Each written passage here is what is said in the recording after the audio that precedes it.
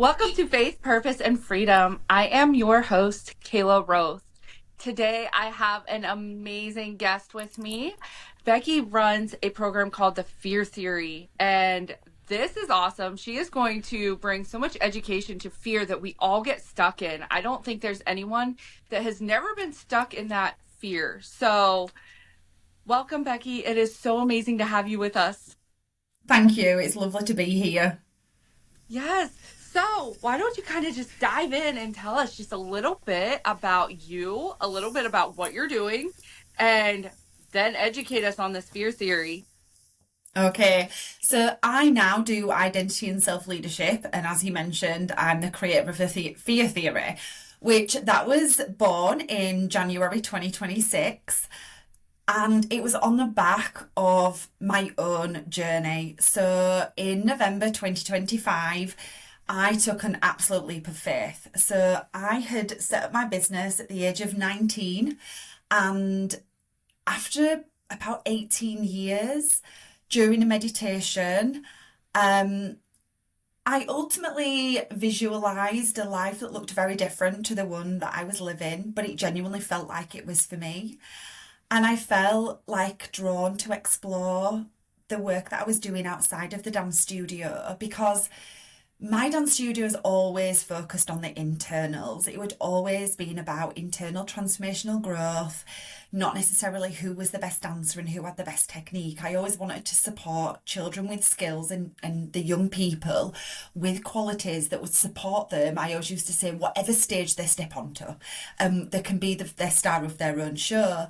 Um, but it was when COVID came actually and took the dance aspect kind of away that it was that point that I was like, no, it really has been about inner growth for me, inner transformation. That's the bit that makes my heart sing. That's the bit that makes me tick.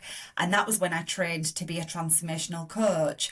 And I really enjoyed learning about that. And then for a couple of years, put the two together. So then once this meditation came in 2022, and that focused more on this personal development side, the inner development, it just felt like it was the right thing for me.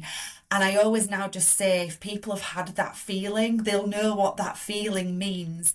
It's that little intuitive nudge or that draw or that desire or that just the part in our body that knows that we're some way or another being guided. But in the same aspect, I had terrifying fear around leaving what I'd always known, because dance for me was something that I'd done from being 3 years old. So it was a huge part of my life. It was a huge part of my identity. And I think because I loved my business so much, it actually was very much of who I am. I completely embodied that role and that business and that guide. And I didn't almost know who to be without that and not being in that role. And obviously, from a practical side as well, I had a beautifully successful business.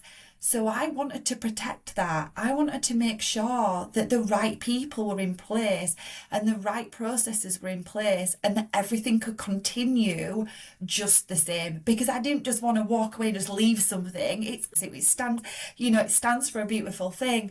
And it took 3.5 years before I had the courage to take the leap, because obviously you've got practical aspects in that, but ultimately underneath it was the emotional aspects that I had in it. I had to really learn to be a very different person, to gradually take step back. And when I did finish, as I said, it was into the complete unknown. I had no idea exactly what the next chapter was going to look like, but I do have spiritual beliefs, and I believe that if we take a leap and we take a jump, the universe will guide us if we continue to follow our intuition. But I had this feeling inside that I was like, I just want to speak. Like, I really want to do speeches, motivational speaking, keynote speaking, whatever. I just wanted to use my voice and spread messages. And I love listening to things. And I've experienced things in the past where, sometimes somebody can just say something and it can be the one thing that you need to hear, and Right. actually it's exactly this time last year, exactly a year ago, that I was listening to an audio, and the audio said, "You are one decision away from a completely different life." And I knew in the moment what that was. And I try and share that on podcasts because there'll be people listening now that they're one decision away from a Yeah. completely different life. And some Right. of them will know exactly what that is and exactly what that looks like. And a little bit like me, are just dancing a little bit with the fear, you know, edging that little bit of the unknown, not knowing what like uncertainty or guarantees look like. But I did just know. And the fear theory came because I genuinely, wholeheartedly, and fully believe that fear is there because we are growing, we are evolving, we are expanding, we are then being invited into more of our potential and into more possibility of what our life will look like. But ultimately, a lot of the time, the brain and the body, if they don't have evidence for what we're going to do, or something is new, or something is uncertain, or something is unfamiliar, our brain and our nervous system are going to do whatever it takes to keep us where we currently are. And so my fear theory is there. It's not there to eliminate the fear because we're never going to eliminate it. It's not even Right. there to overcome it because I also don't believe that we can do that either. It's not there to try and conquer it. So all of these approaches that people have to fear, I don't think are realistic from a human point of view. We are human and we are going to feel it. And actually, I think it's about creating a different relationship with it, learning to see it differently. So in the past, if I've been wanting to do something and then I've got really scared, naturally we go, this is not for me. This is not for me. I'm not ready. I'm not qualified enough. I'm not capable enough. I'm not good enough at this. I'm not ready for this. I wouldn't feel like this. All of these things, we all tell ourselves that narrative.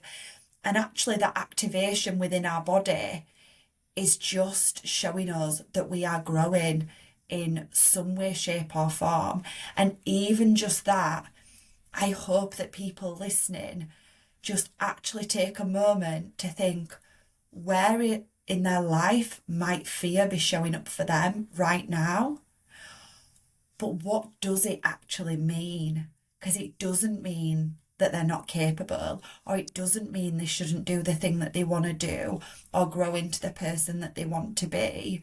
That is coming up purely because they're invited to become a different version and step into a different and a more evolved identity of themselves. So, a couple things that just came to mind for me is we have to get comfortable being uncomfortable sometimes. And that is something I sat in a conference and I heard one time and I was like, oh, yeah. And, it's true because we're not going to overcome our fears, but we can face them. Now, I'm just going to ask because how would you explain healthy fear and unhealthy fear? Define what you mean by unhealthy fear. Okay, correct. So, not so much unhealthy, but a fear that is trying to hold you back and stop you from moving into your purpose. Okay, so the question that I normally invite people to answer is if they knew everything was going to turn out exactly the way that they hoped and exactly the way that they wanted, then what would there be the action that they would take in spite of fear being there? Because I think that allows us to identify whether it's on that intuitive path towards that becoming, or if Right. it's actually, is this the right thing for me? And then we're able to decipher, because it is a difficult one and it takes a lot of practice. And I'm still learning that now. Like that, I call it the voice of protection, like the voice of protection that's going to tell us to stay where we're at and keep us where we're at. It's really goddamn convincing, like Yeah. really convincing. Yeah. But that is the most simplistic way that I can get someone to identify it, Yeah. which is if you could guarantee that it was all going to work out, would you take that step? Because then that, if that answers a yes, then genuinely everything else other than that is negotiation with the fear. And that's Right. where I was with my dance academy. So in the end, it wasn't necessary, it was if I knew, because obviously I had the what if people leave? What if the teachers don't do this? What if they blah blah blah? What if you don't make a go of it? But I Yeah. kept coming back to, but what if this is where I'm meant to be going? What if this is the best decision that I'm ever gonna make? And I say this, and it is a belief, but I've also achieved things that I do have proof and evidence that dreams can come true. I wholeheartedly believe that that desire, that ambition, that vision, that dream, that thing that we want to do or move towards or who we want to become, because sometimes it's not a vision or a dream. Sometimes somebody might get scared because they want to use their voice a little bit more. They want to Yeah. speak out a little bit more. They might want to hold some boundaries a little bit more. So there's lots of different ways, but it's all my work that I do around fear is to do with our identity and self-leadership and how it's affecting us. But it's like, but even if the fear is there, does that person actually want to say no in that question that they've been asked? If they knew that there were going to be no consequences to it, would they want to say no? And if the answer to that question is yes, I would, that would be, then that's the aligned action that needs to be taken, because that's being true to the identity and that's honouring us on the inside. And that's how we build more self-trust, a stronger identity within ourselves, and we'll learn to really lead ourselves, because there are so many people in life that make decisions from compromising what they want and people pleasing and making themselves smaller and holding themselves back. And I want to normalize, like, I've been called selfish a few times, like in my life, and I used to think of it as quite an insult, and now I'm Right. actually like, yeah, you may name it selfish. I just look after my needs and my energy and my boundaries, and I will not apologize for that, because that enables me to be the best version of myself for everybody else. Like, so I actually think it's good for us to choose us. I think that, Yeah. when we're taught in school, we talk about being kind to other people. I will say to people, the biggest person you need to be kind to and look after first is yourself. And we have to honour that for ourselves, because as harsh as it sounds, but I am going to say it, we are not responsible for other people's feelings. We are responsible for leading ourselves through our life in a way that works for us and that's aligned with us and that is what we are wanting, because we are responsible for our own fulfillment and our own feelings and emotions in life. And so truly, even in youth ministry, like this is something I teach our youth often. I deal with where I live, there is a lot of brokenness, and a lot of kiddos are dealing with just feeling like their parents didn't love them. And I will never tell a child, your mom did love you or your dad does love you, because they may not feel that. But what I will tell them is maybe they didn't love their self. And that's where what you're saying is so true and just really resonated with me, because if we don't love ourselves, it is impossible to pour out of an empty cup. So it's not selfishness. It's taking care of you first so you can be the best version of you when you go out there in the world. You can love other people better when you have taken care of yourself first. 100%. Absolutely. Yeah. So I think that is just huge. Um, so another thing I was writing stuff down as you were talking, but another thing I just really want to ask is, so when someone is stuck in that fear and they come to you, what do you say to them first as a coach? Like, what would be your first thing to say whenever they're just in fear of anything? Oh, I like to dream. I like to dream. I think it's good to completely shift the state. So if we get into the practicalities, if someone is genuinely really stuck, and the thing is, I think we need to normalize that it's a cycle. So the last few weeks, I've 100% been in a period of growth. My mind gremlins have been louder, my self doubt has been louder, my Yes. comparison has been heightened. Okay, so this is things like no one is immune to this, nobody is alien to this. And what I actually do when I feel this, actually, instead of trying to problem solve it, so in life we get told about like push through and find the answer and force the answer and everything else. I actually advocate for the complete opposite. And it's like, let's get into a dream state.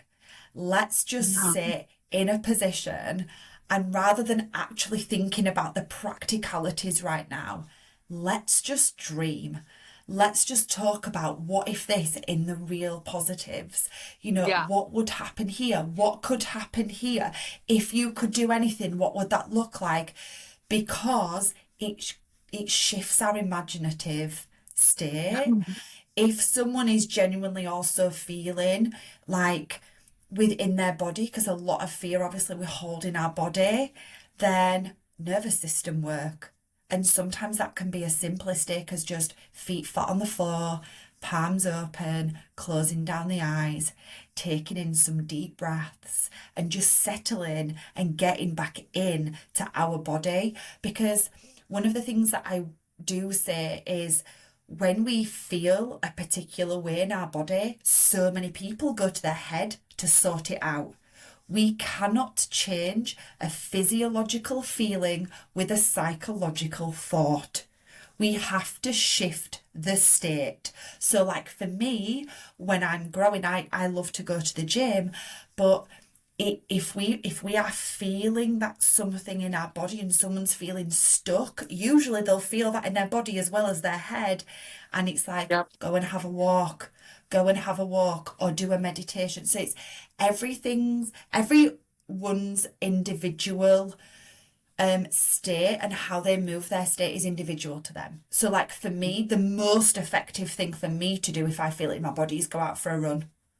That is a thing that supports me the most. But I do have a beautiful country park by me when I'm walking the dog, and doing those things and thinking about that dream state, and actually then just not doing anything else with that, and then just letting it land. Because when we are in that stage of being stuck, inverted commas, sometimes that can be an integration. So I gave the example on a podcast yesterday that whenever we are growing or wherever we're evolving, like ultimately, like we're upgrading our operating system. So if you think like the most obvious one that I was coming to is an iPhone, like when an iPhone is doing an iOS update, we can't use it because it's doing a system update and it's there.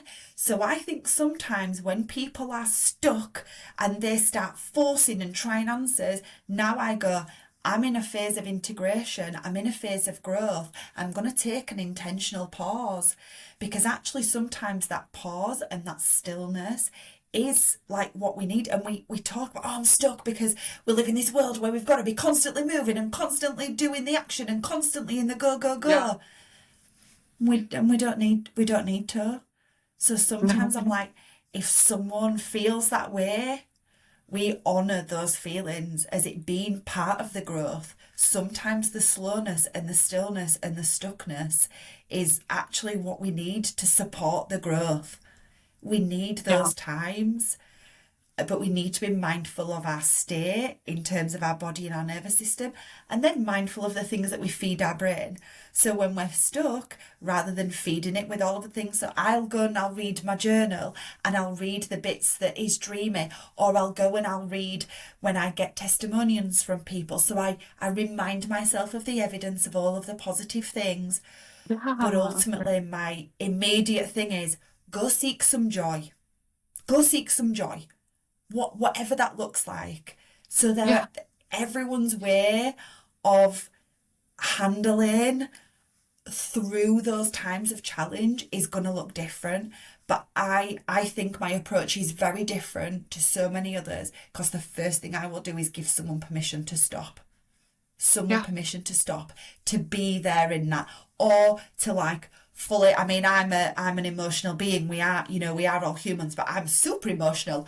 When I'm growing and my mind gremlins are loud and I'm feeling stuck, I do a lot of goddamn crying, and I allow myself to cry because that emotion might need clearing.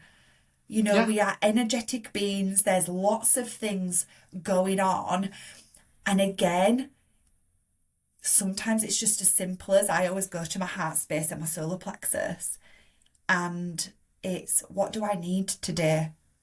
So if someone's feeling stuck, to take a moment to connect and go within, take a breath. What do I need today? And last Wednesday for me, I did have a quiet diary, but I was like, oh, I've just felt like nothing's. I felt like I've been treading water. I've felt all of this stuff. What do I need today? And my instant answer from the inside was, go and sit in the garden. And that's what I did. I went and sat in the garden in the sunshine, and I took time to be still and recalibrate, and I gave myself what I needed in that moment. And I mean, this is huge for me because my family went through a period of brokenness. And it was in that moment, though, that transition was also happening. And as I look back, you don't feel it in the moment. You really don't. You just feel like the whole ground beneath you is shattering. But grounding, that was when I really learned grounding. And we would go outside, me and the kids, and this is when I brought them home from school and I started homeschooling, and we would go outside and we would meditate in the grass. And there is something just so precious about just sitting there on the ground and just grounding yourself with nature. And we really got into walking in the Nature is woods. incredible. Oh Yeah, yeah, just being in the woods, and my kids have learned medicinal plants, and it's amazing what you learn and how you can just truly resonate with nature and come back to yourself.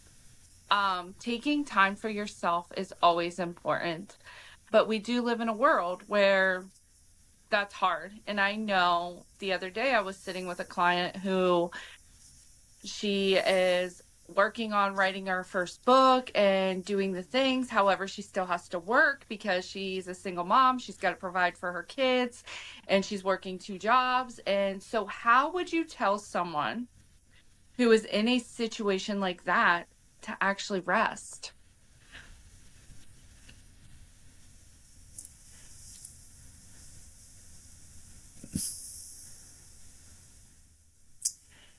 I when it comes to the word tell, I think that that's a difficult one. What I would probably encourage is, where do they need to give themselves permission to rest? Yeah. And what is the fear behind stopping? Because for a lot of people, they can sometimes link their worth and their productivity and who they are as a person to how much they do and how busy they are and how much time they have. So, I've never written a book, but for me, if I did one, I wouldn't necessarily have a time frame on when it was, because that to me creates pressure. And I think it's about moving through life as much as possible with options of time pockets where things can be a little bit flexible. And what I would also, after the permission part, is also encourage and say, sometimes that pause and that stop might only need to be 15 minutes or half an hour. And actually, in the long run, if we think, I'm going to go back to the phone analogy now, but you know, like if our phone on iPhone gets down to where it's on like 4% on battery and you're trying to type and it just keeps getting stuck because it's Mhm. like the battery's not operating. We are the same as people. Yep. So it's, I would never tell. I'm always like an encourager. And if someone Yeah. then chose not to take my advice, that's their self leadership that they've got to kind of do when they're learning. But I would always encourage the pause as being the bit that's going to give them more momentum by doing Ah, that. So by taking that time to pause, actually fills their battery to then be able to be more productive during the time. Because the thing is, time's a funny one, and I'm not really a believer in time too much. Like this is the first time this has come up on all of my discussions, yeah. but I'm a believer in listening to our energy. I believe our energy is the best. You know, sometimes I can do really long days and get to the end of that day and my energy is like high as a kite because I've been doing all of the things, you know, and I might have Right. done an 8 or a 9 hour, you know, day. And then other times I can sit at my computer for 2 hours and I'm like, oh my God, I'm done here. Like I'm drained. I And I agree. listen to the energy within my body because if I'm not feeling like last Wednesday is a prime example. Last Wednesday for me would have been like walking through treacle if I'd have come and sat at my computer. So what's the point? I actually gained more by stepping back to then being able to move forward. Yeah. Yeah. I love that. And that's so true. We put these times on ourselves. And that's just something I'm going to actually resonate with this week actually, because we put these time frames on ourselves and then we push ourselves and we're not giving our best whenever we push ourselves that hard, truly. And you're not doing it out of love and Yeah, joy for what you're doing. we've got to consider our, exactly, we've got to consider our energy with everything because we are energetic beings. Right. Yeah, I love that. So, whenever you said, we are always asking the what ifs, one thing that really resonated well with me is, Mm. what if we only consider the positives and not so much the negatives?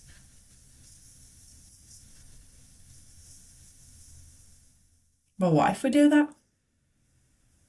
Right. I mean, and that's the thing, our brains are wired to be like, what if this, and this happens? But we only look at the negatives. None of us consider what could happen on the other side. So that was just great.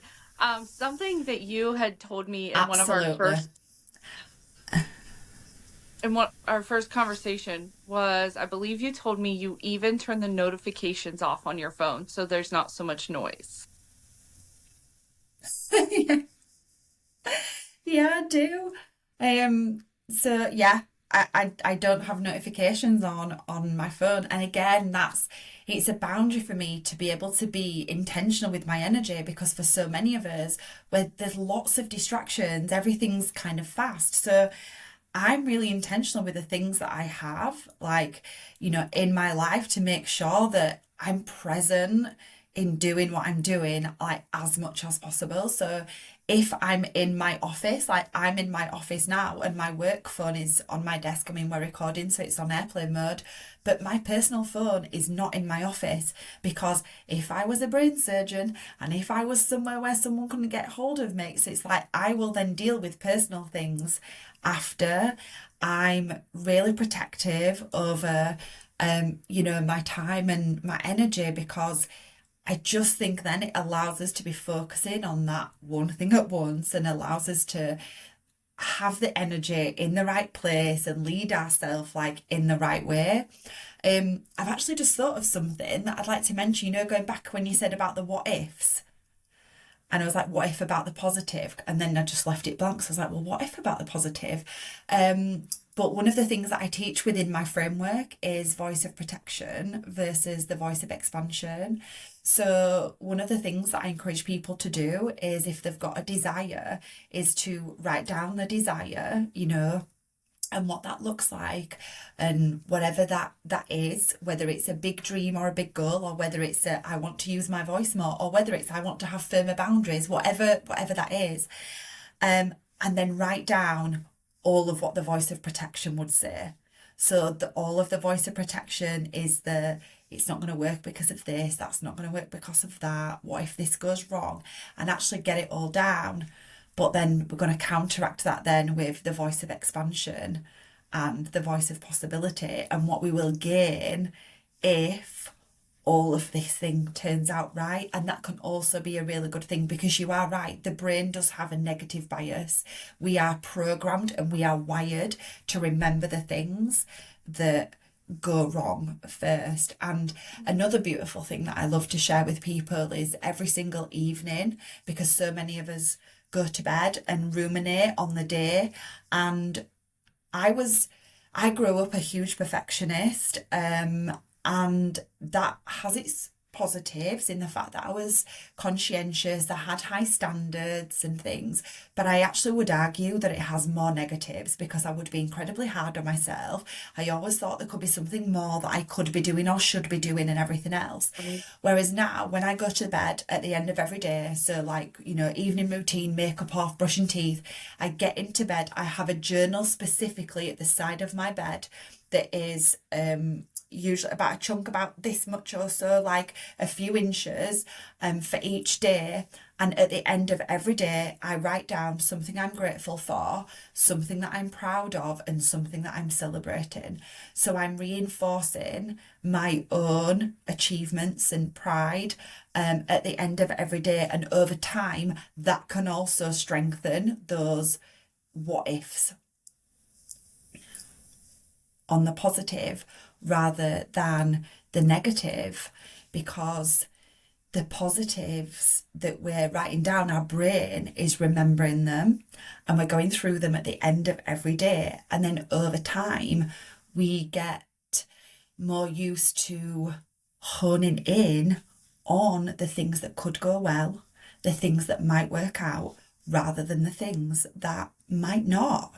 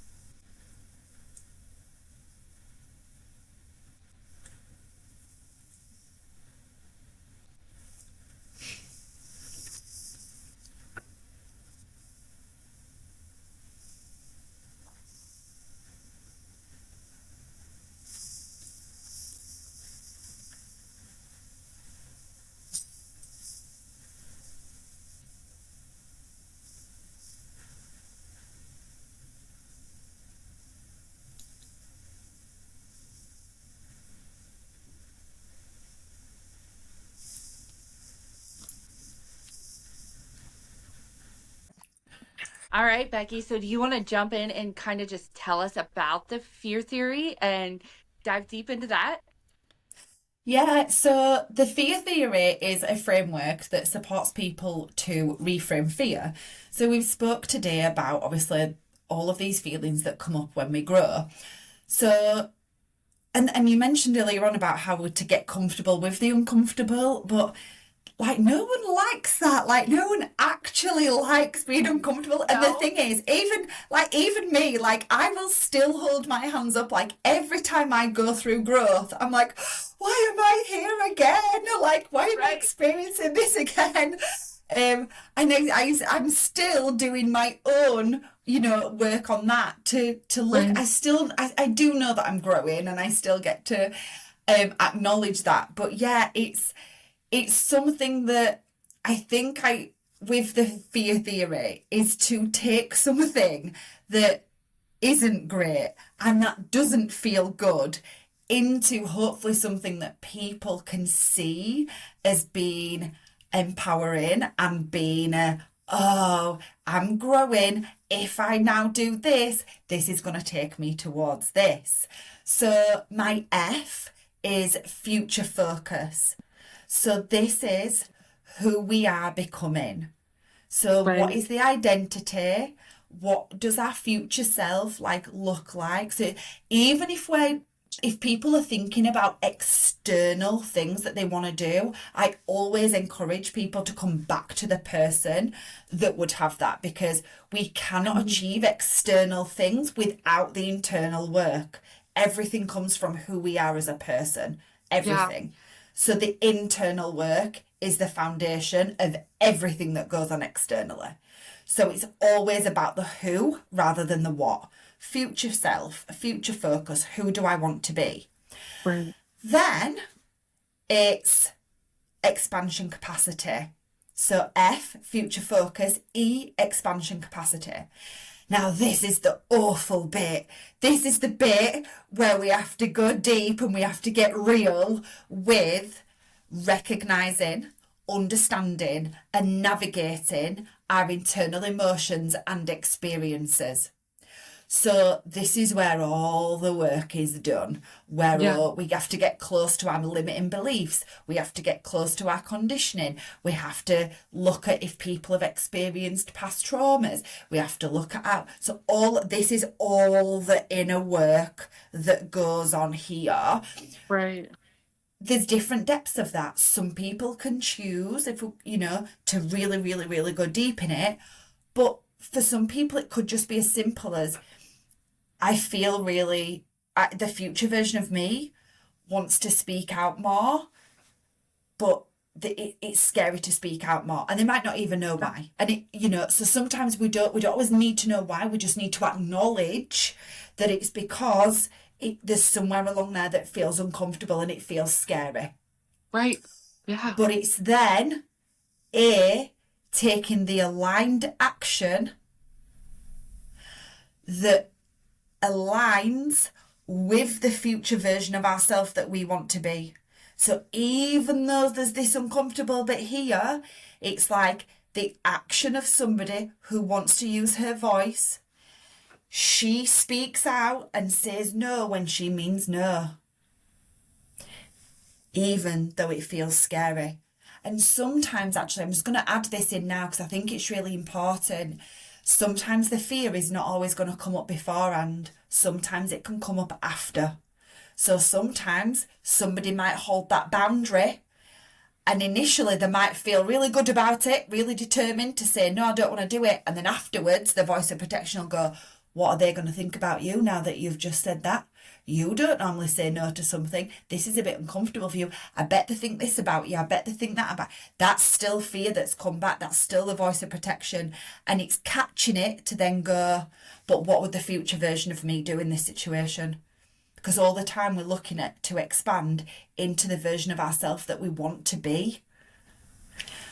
So, going back to aligned action, sometimes though, however, and we did touch on it earlier on, so this is either where sometimes self-trust and courage come together and we take that one small step forward by opening our mouth, doing the thing that we want to do, applying for the thing that we want to apply for, having that conversation that's a little bit uncomfortable.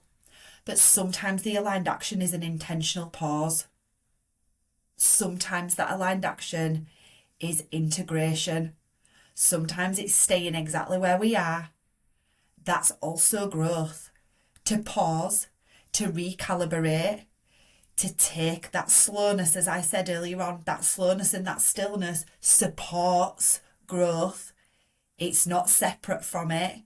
So sometimes the aligned action is not always movement. Sometimes the aligned action is a pause, particularly if it's going to benefit this future version of us. So last week, my example in the garden, do I want to be a version of myself in the future that's constantly looking for work? Or do I want to be a version of myself that when I'm feeling a bit wobbly, I give myself what I need? I want to be that version. That aligned action was then, I'm going to sit in the garden and not do anything. Yeah. And then the R is reinforcing identity. Because ultimately, how we are now as people and our identity in the way that we are, this is just a formation of our beliefs from the past, the way that we've been conditioned, our behaviours, our emotions. But it is possible to rewire our brains. Science tells us that. So by continuing to repeat and repeat and repeat and repeat the aligned actions that align with our future self, even though there's the scary emotion, the bit here that's going on, we strengthen and stabilise the version of ourselves that we are capable of growing into. I love that. Yeah. So it is so true. So it's about recognising that the fear is there because it's something unknown, unfamiliar, or uncertain, or different to what we'd normally do. And our current or past identities are going to cling on as much as possible and convince us, to not go down that road, because according to the brain and the body, the unknown, the unfamiliar, it's unsafe. And the brain and the body's prime function is safety. So the more that we repeat things that we want to do, we give the brain and the body evidence that the things that we want to do and that we can do are safe. And I'll use me as I'm going to give two examples, right? Back in when I had my dance business, I couldn't close my laptop at the end of the day with emails that had been unanswered. I had this belief system in my head that all my inbox needed to be cleared at the end of every single day. I can't tell you where that belief came from, but that was one of my beliefs. I felt like my day was incomplete if I'd not cleared everything out, and that, I'm coming back in the following day and I've got all this stuff to do already. And in time I was like, this is not productive for me, because sometimes that's like shoveling snow when it's still snowing. Stressful. Right? So my future version of myself was, I want to be comfortable closing my laptop at the end of the day with unanswered emails, right? So that's what I wanted to be, that version of her. So initially, the first time I left my emails unanswered, did that feel comfortable? Oh my God, no. Well, you're just going to have loads of work to do tomorrow then, aren't you? And all of these things, all of that voice of protection. And we're just dealing with emails. But what I'm saying is, this shows up in really small everyday things. This is not just these big massive changes in life, because actually the big changes come because we've made the little changes.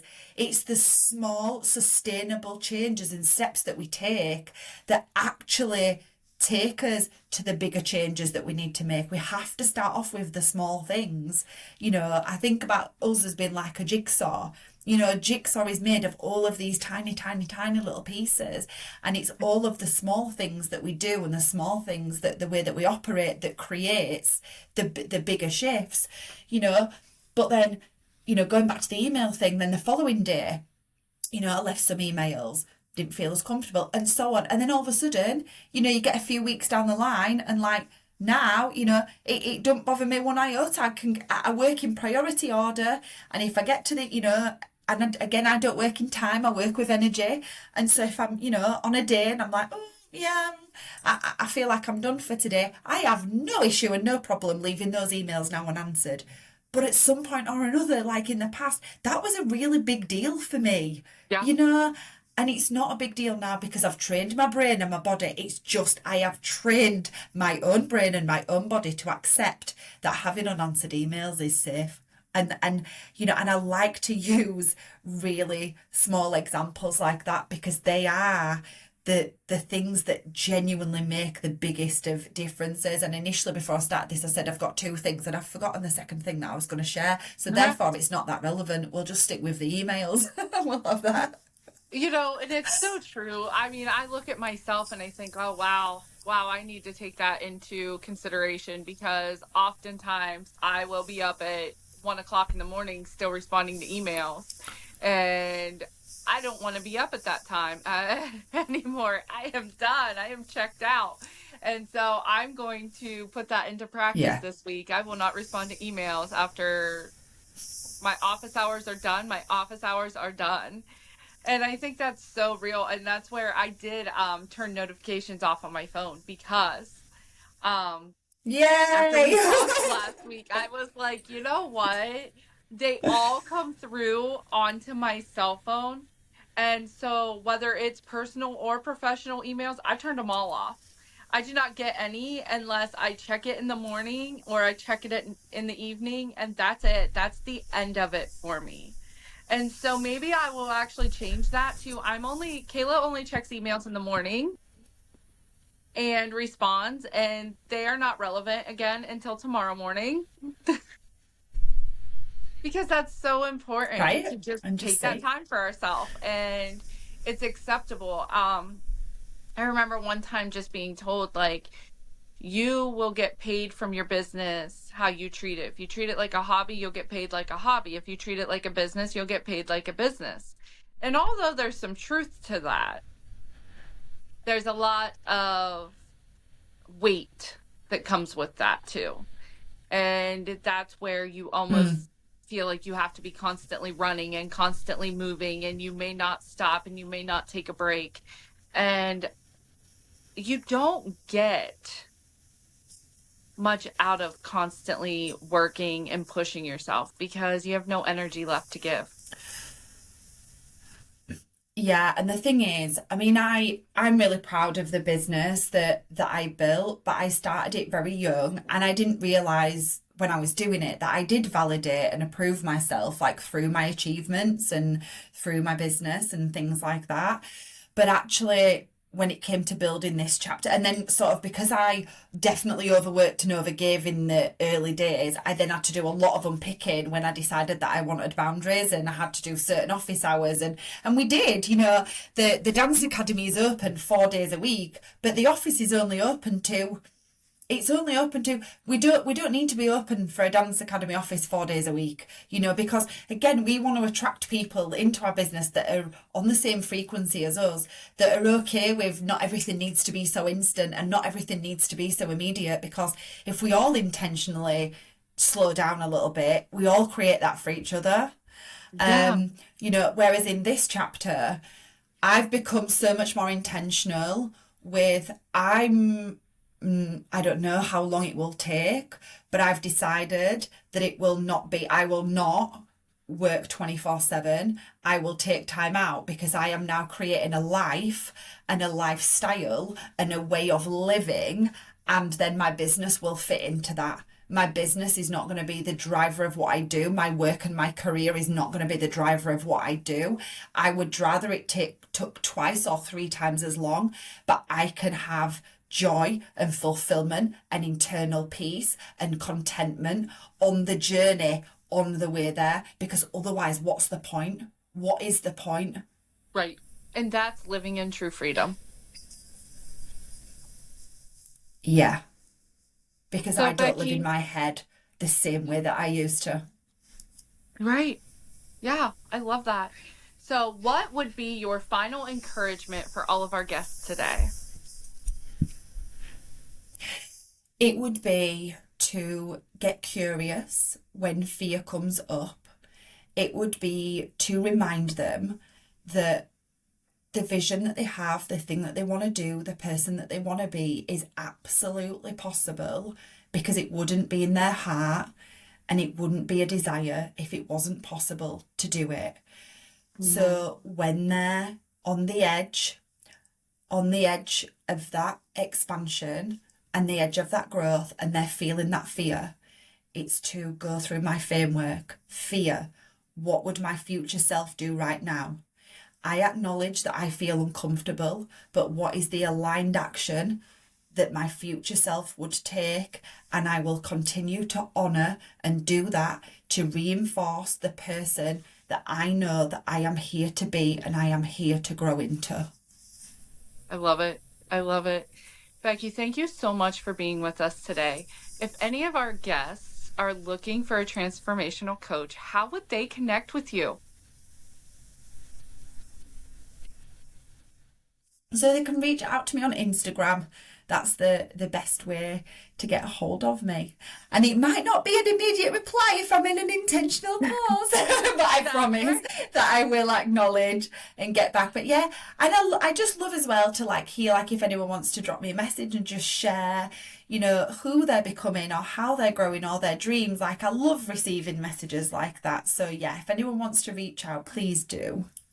Yes. And if this podcast has touched your heart, please reach out to her and give her just a little bit of encouragement on how this fear theory is changing your life too, because I know it's definitely going to make a difference in mine. I'm definitely going to put this to work for myself also.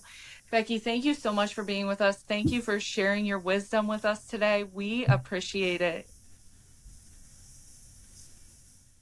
You're very welcome. Thank you for having me. Guys, thank you so much for being with us. Until next time, stay blessed.